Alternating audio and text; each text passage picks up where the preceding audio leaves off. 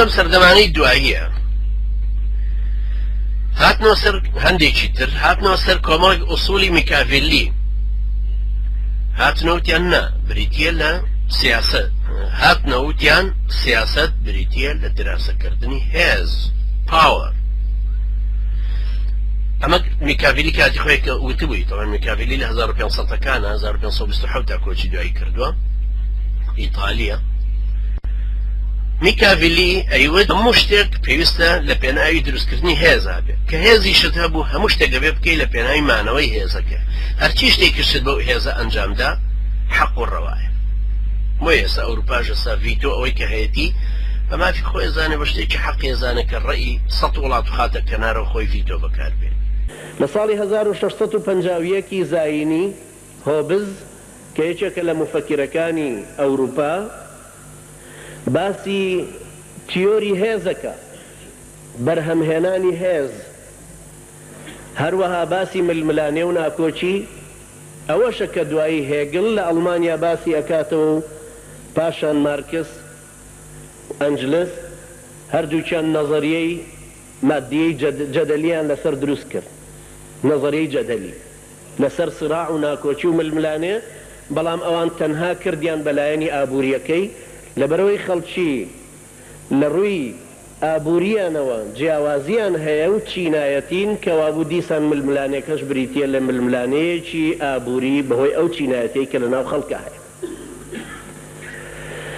لە پاشانە داروین کە هات ئەم نەزەریەی زیاتر بۆ کردن بە شتێکی علمی کاڵێن داروین هەموو کەسێک لە جیهانە یەک قاعیدەیەکی دێتە پێشچاو کە بریتیە لە بەکارهێنانی هێز چونکە داروین ئەیوت مانەوە بۆ بەهێزترینە کێ بەهێزترە کێ خاوەندە سەڵات و قووەتە ئەو کەسە حەقی مانەوەی هەیە ئەو کەسانەی کە زەعیفن پێویستە ببنە قوربانی دەسەڵاتی هێزدارەکان هەروەها ئەو نەزەریانەی فرۆید کە دەربارەی سێکسن بە هەمان شێوە کارتێکردنێکی لەسەر شخصیەتی ئەوروپی بۆ دروست بوو شخصیەتی ئەوروپی لەلایەک و باوەڕی وایە هەرچی کەسێک خاوەنی هێز بوو خاوەنی عەدلیشە دادپەروەری لای ئەوە بۆیە بە خۆیان ڕەوابینی لە ساڵی 1948 بەدواوە کە عوسبەت الئومەم هەبوو ئەو کاتە پاشان ئومەمی متحیدە دروست بوو ئومەمی متحیدەش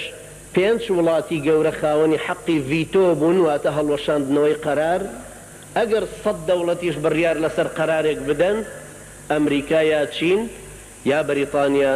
یان فەڕەنسا یان ئەو وڵاتانە بۆیان هەبێ کە ئەو قەرارە هەڵوەشێنەوە لەبەرەوەی بە قووەتن هەر لەو ڕوانگەیەشەوەی ئێستا کە هەرچی نەزەریەیەکی تر هەرچی دیرێکی تر با دادپەروەریش بخاتە شێرگڵ پێیان وایە شتێکی حەق و عەدلە با ئێستا دەسەڵاتی چیچانیەکان کە زەعیفن ڕووسەکان کە بە قووەتن ئەتوانن بە هەموو شێوەیەک ئەو گەلە موسڵمانە بچەوسێنەوە لە ئەوروپا ڕووسەکان بە شتێکی حەقدارە زانن وە چیچانیەکان بە ناحەق دیسان نەزەریەی میکاڤێلی نیکۆلای میکاڤێلی کە دەربارەی ئەوەیە ئینسانێکی ئەوروپی بۆ ئەوەی بگا بە هەدەفی خۆی هەرچی شتێک لە ڕێگایە هەیە ئەتوانێ بەکاری بێنێ و هەموو وەسیلەیەک بۆی حەڵاڵە مادامەگا بە هەدەفەی خۆی بۆیە لەو ڕێگایەشە ئەگەر تەیارەیەکی مەدەنی بخەنە خوارەوە وەکو کە ئەمریکا کردی لە 86 یان لە پێناوی پاراستنی دەسەڵات و هێزی سربیەکانە کە لە بەرچاوی هەموو عالەم جوندەکانی ئومەمی متحیدە بە کۆڵەکە و عەمودی کارەباوە ئەبەسترانەوە خەڵکیش و وڵاتانیش خۆیان لێجێلە کرد ئەمانە هەمووی بریتین لە پێکەوەنانی شخصیەتی ئەوروپی لەسەر ئەمەوە پەیابوون میکاڤێلی و هەروەها ئەو زانانی ئەم سەردەمە کە باسی علمی سیاسەت دەکەن کە ئەڵێن سیاسەت بریتیە لە دراسەکردنی هێز لەناو کۆمەڵگەیەکە بۆی بزانی بۆ بەچی ئەڵێن هێزیش بریتیە لە توانای کەسێک توانای کۆمەڵێک کە ئەتوانێ ویست و ئیرادەی خۆی فەرزکا بەسەر بەرامبەرەکەیە یان کاریگەری لەسەر ڕەوتی جەماعەتێکی تر هەبێت لەسەر هەڵوێستی هەبێ لەسەر ڕێبازی هەبێ لەسەر دید و تێڕوانینەکەی هەبێ وەکو ئەوەی کۆمەڵێک ڕەفز دروست دەبێت ئەم کۆمەڵە ئەتوانن قووەت و نفوزێکی زۆر بەکاربێنن بۆی ڕەفزی شتێک بکەنەوە ئەنجا ئەم ئەڵێ ئەگەر ئەمە توانای کەسێکیش بێت یعنی توانای یەکێکی وەکو سیستانی یەک کەسە بەڵام توانایەکی زۆر گەور و کاریگەری لە ڕووداوەکانە یان جەماعەتێکە بۆ نمونە جەماعەتی مقتدا سەدر یا پارتیەکێتی هەر جەماعەتێکە ئێڵین توانای کاریگەریان هەیە لەسەر بەرامبەرەکان ئەنجا تا چ ڕادەیەک ئەتوانێ فەرزی ئێرادەی خۆی بکا بەسەر بەرامبەرەکە لەبەرە بۆ نمونەیەکێک لەو شکستەی کە ئێمە خواردومانە ئەوەیە کە پارتیوێچەتی توانیویانە فەرزی ئێرادەی خۆیان بکەنەوە بەسەر ئێمەی ئیسلامیە بمان خەناو قاڵبەی کە ئەوانیان لە سەبەبی چی لە سەبەبی نەمانی هێز کە ئێمە هەمان بووە ئەگەر ئێمە هێزەکەمان هەر بمایە وەکو جاران ئەوان وەکو جاران ڕەفتاریان لەگەڵ ئێمە کردوواتە پارسەنگبوونی هێزەکان لەو ئەرزە واقعاکە هەیە هەندێکی کەلەمانی کە وەکو میکاڤیلی بیرەکەنەوە لەم سەردەمە نوێشە ئەڵێن هێزی سیاسی دراسەکردنەوەی هێزی سیاسی ئەبێ بە عیلمی سیاسەت تەوەری زانستی سیاسی بریتیە لە سیاسەت لە ناوچەکەیە دەسەڵاتی سیاسی کە هێزی قانونی بۆ دروست بووە یعنی ئەو دەسەڵاتە سیاسی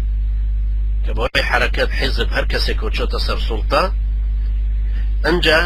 بەهۆی دەستگایەکی یاساییەوە وجودی خۆی شەرعاندووە ئەو هێزەی خۆی ئەشەرعێنێ یعنی وەکو ئێستای کوردستان 190,000 پێشمەرگە هەیە معلومە مانە پێشمەرگەی پارتیوێچێتی ئێستا پارتیوێچێتی ئەیانە فەرزی کرد بەسەر کوردیش و بەسەر عێراقە بە شێوەیەکی گشتی کە ئەمانە سەربازی کوردن سەربازی کوردستانین بە پێی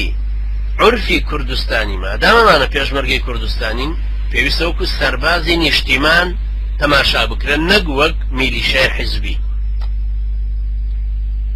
ئەمەش علمی سیاسەتی ئەمانەی وەکو میکاڤیلی بیرەکەنەوە ئەڵێ پێویستە دراسەی هێز ئاوا بکەینەوە نەتیجەی ئەمەش چییە نەتیجەی ئەمە ئەوەیە ئەڵێ تاکەکانی ناو خەڵک ئەو قەناعەتیان بۆ دروست دەبێ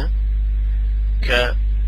ملکەتی و جۆڕایەڵی دەربڕین بۆ ئەو دەسەڵاتە سیاسی وەکو دەوڵەت خۆی ئەنوێنێ بە فەرز بزانن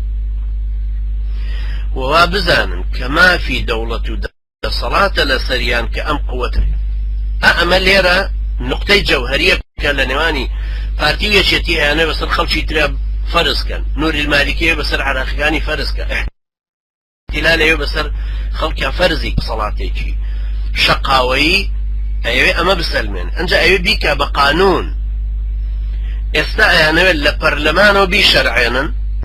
بە مەلاش شەرعاندنەکە ئیسلامیانە بە شەرعێنن ئەمجارە